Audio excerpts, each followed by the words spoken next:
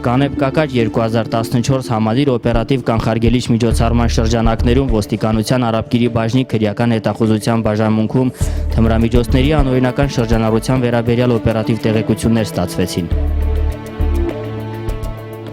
Ձեռնարկված հետախուզական միջոցառումների շնորհիվ օգոստոսի 21-ի դրությամբ ոստիկանների տեսադաշտում արդեն կային թմրամիջոց պահելու եւ օգտագործելու մեջ կասկածվող երկու անձ՝ Գուրգեն Հակոբյանն ու Արամ Ղազարյանը։ Շուտով կասկածվողների թիվը հասավ 13-ի, որոնք մայրաքաղաքի տարբեր հատվածներից բերման ենթարկվեցին ոստիկանության Արաբկիրի բաժին։ Խուզարկությամբ հայտնաբերվածի կապակցությամբ բոլորն էլ նույնն ասացին՝ մարիխուանա թմրանյութ է, որը գնել են ոմն գարիկից։ Ժամեր անց պարզվեց նաև գարիկի ինքնությունն ու բնակության հասցեն։ Հերթը հասավ բերման ենթարկվածների բացատրություններում նշած տեղեկությունը ճշտելուն։ Կազմակերպեցինք ցերեկային եւ գիշերային դարանակալումներ, մի քանի օր տարված աշխատանքների արդյունքում պարզեցինք, որ Գարի Մխիթարյանը ավիատոմսերի վաճառքին զուգահեռ զբաղվում է նաեւ թմրանյութերի վաճառքով։ Ուստի օգոստոսի 21-ի լույս 22-ի գիշերը նրան բերման ենթարկեցինք ոստիկանության Արաբկիրի բաժին։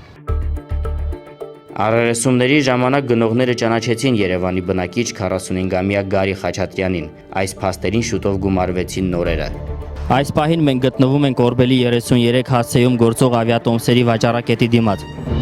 որտեղ օգոստոսի 22-ին Արաբկիրի քրեական հետախույզները խուզարկություն կատարեցին։ Արդյունքում հայտնաբերվեց 7 հատ պոլիէթիլենային փաթեթով կանեփանման զանգված։ Նախքան գնորդների գալը թմրանյութի փաթեթները խնամքով թաքցրել էր իր գրասենյակի ետնամասի սենյակում, բազմոցի բռնակի եւ նստատեղի արանքում, բայց որքան էլ զգույշ, այսպես ասած մաքուր աշխատեր, հանցավոր գործունեություն երկար ծավալել չկարողացավ։ Թմրամիջոցներ պահելու եւ իրացնելու փաստով քրեական օրենսգրքի 266-րդ հոդվածի հատկանիշներով քրեական գործ է հարուցվել։ Նախաքննությունն իրականացնում է Արաբկիրի քննչական բաժինը։ Գարի Մխիթարյանը կալանավորված է։